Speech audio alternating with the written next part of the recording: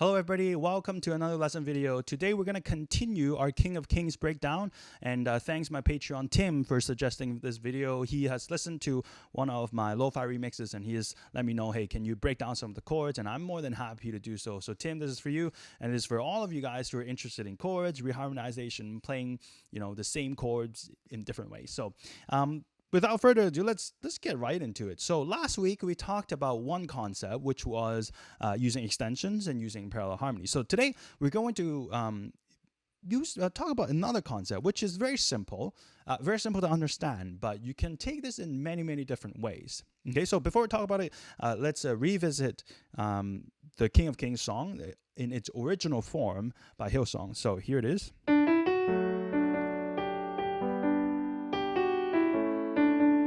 It's basically just the same four chords: D over F sharp, G, A,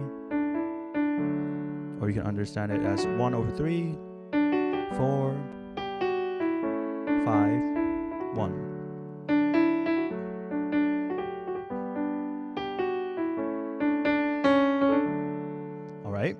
So today we're going to talk about the version that I made, and particularly starting from bar 5, halfway through the verse. Okay, I'll play for you and I'll tell you what we're talking about. Okay, so this is what we talked about last time about extensions and parallel harmony.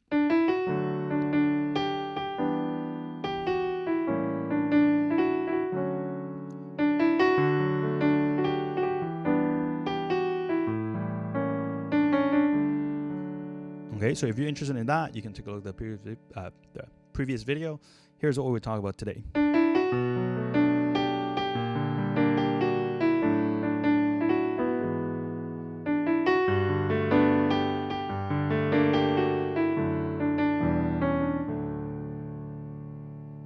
Right. So the concept, let's tell you the concept right off the bat. Just get right to the point.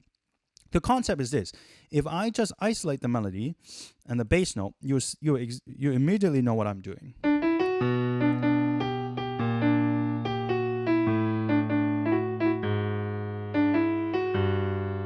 Okay, so let's talk about that much because that's one concept.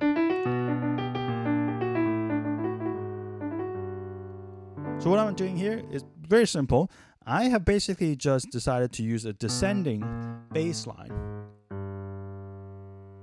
And so whatever chord that fits with that descending bass line and my melody notes, that's going to be my new chord progression. And this works because when we're doing descending bass line, this is like a cue for our ears, so to guide us. So when we do this, it doesn't really matter what kind of chords we put onto it. Your ears will tell you, hey, there is the descending bass line, so it's not too out of the blue. There's still some logic into this. There's still some, you can still make sense of the music. And so even if the chords on the top, they don't make a lot of sense theoretically, your ears will still tell you, hey, this is just descending bass line, so nothing to worry about. It's still normal music. So this is just one concept, very simple to understand. A couple things you have to decide. The first thing is, well, how often are you going to descend your bass line? For me, I did it every 2 beats because that's the harmonic rhythm, or just a fancy word of saying how often the chord changes. That's the harmonic rhythm of the original song. It changes chords every 2 beats. So that's what I've done.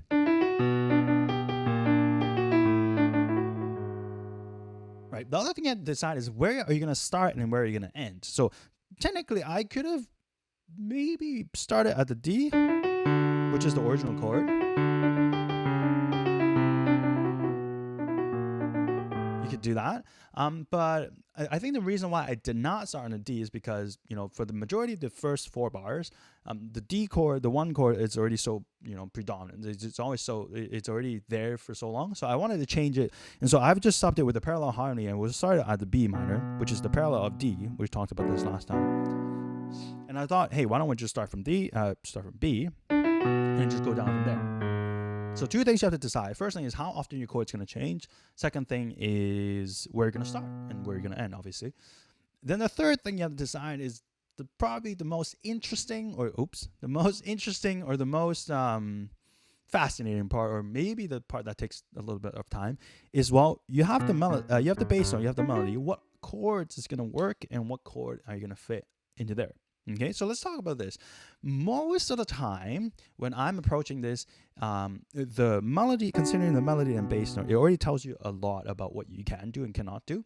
And then the rest of the decision making is more personal preference, and also in a scale of how dissonant or consonant you want it to be, or how out of the key or inside the key you want it to be, how harsh sounding or how, consonant or how pleasant sounding. So that there's always that spectrum.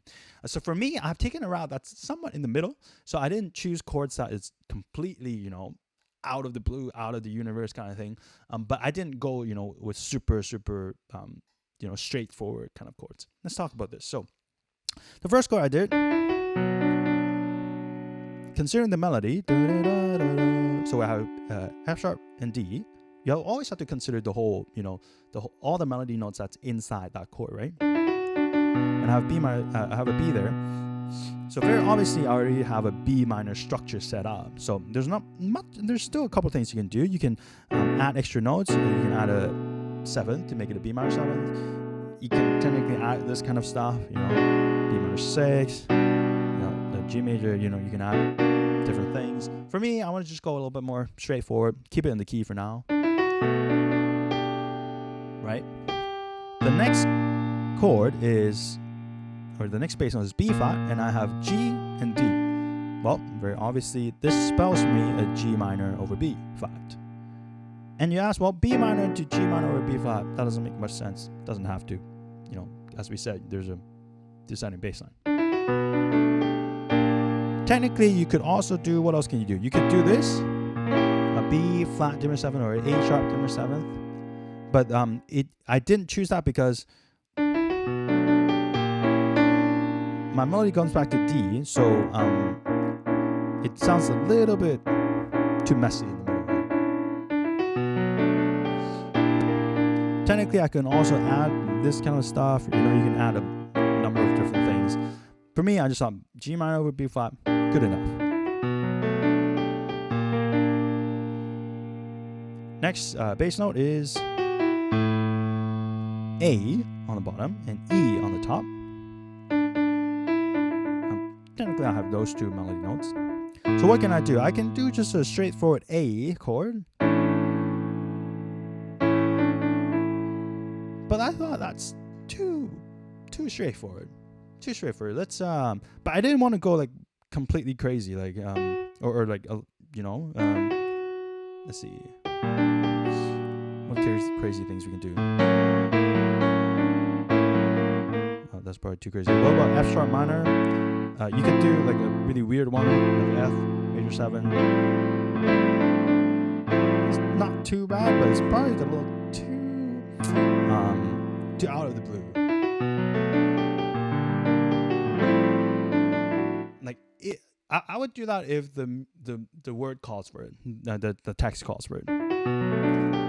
So I thought A is too simple. If they do things like this, it's a little bit too out of the blue. So I thought, why don't we just do a simple D over A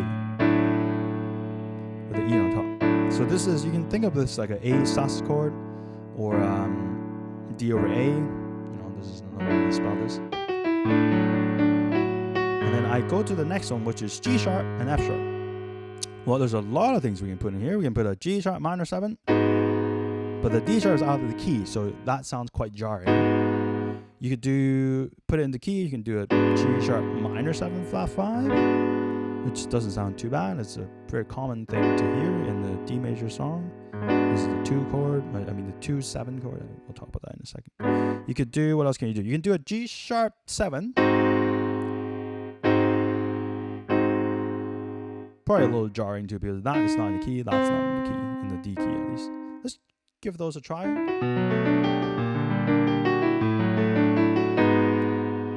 As you can tell, that's quite sudden. Oops. It's not bad, but it depends really where you go from there. And also there's a slight problem because the next melody note we'll have is, but that D sharp technically doesn't really work with that chord. You have D sharp and you have D, that's not quite working. So what I end up doing is I end up doing this chord, which is an E over G sharp, but also with a 2 added. If you flip just the notes back around, you will see this is actually just an E major chord with an F sharp. I'm thinking like a secondary dominant. I'm thinking like E sharp, E7 with a 9. Talk about that in another video. I thought that it's a little bit more consonant, a little bit more in the key, because that sounds like it wants to go. That E over G sharp sounds like it wants to go to A, which is in the key, like that. So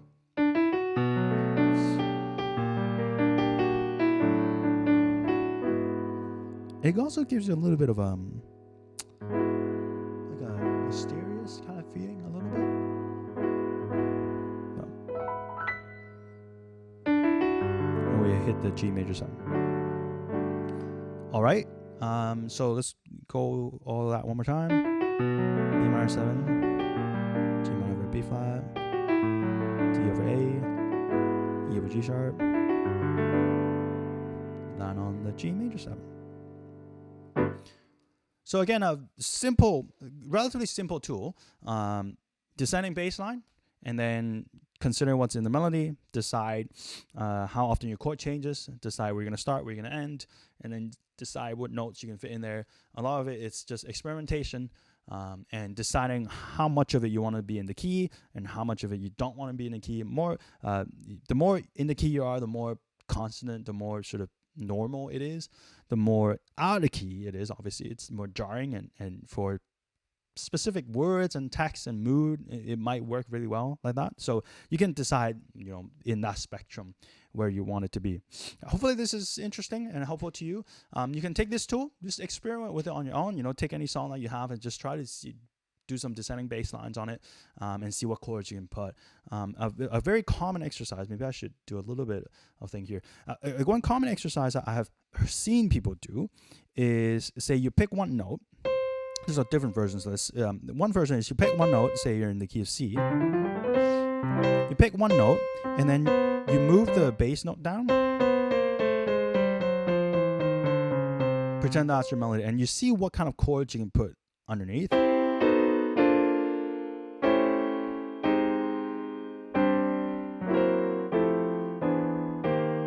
Just exercises like this. The other one I've seen is you have them going out like this. So say C, and then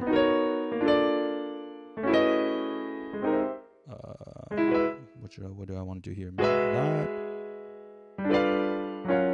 and so on and so forth. So those are a couple of exercises you can do. Same melody note on the top, and just drop the bass as an exercise you can do, and see what kind of chords you can come up with, or you can move them outwards. Oops. And then see what kind of chords you can put within. And that's one sort of more exercise approach kind of way to play around with the descending bass line. Or in the other way, you can just take a song and just try to change some chords. So hopefully that's interesting to you. If you like this video, if you have comments, let me know in the section down below. For my patrons, I'm going to type out the music sheet, or I've already typed out the music sheet. I'm looking at it. I'm going to type out that lead sheet for the King of Kings re-harmonize. I'm going to upload it for my Patreon. So if you like that, consider supporting me there. And thanks, Tim, again, for suggesting this video. And hopefully this is helpful to you guys. See you in the next one.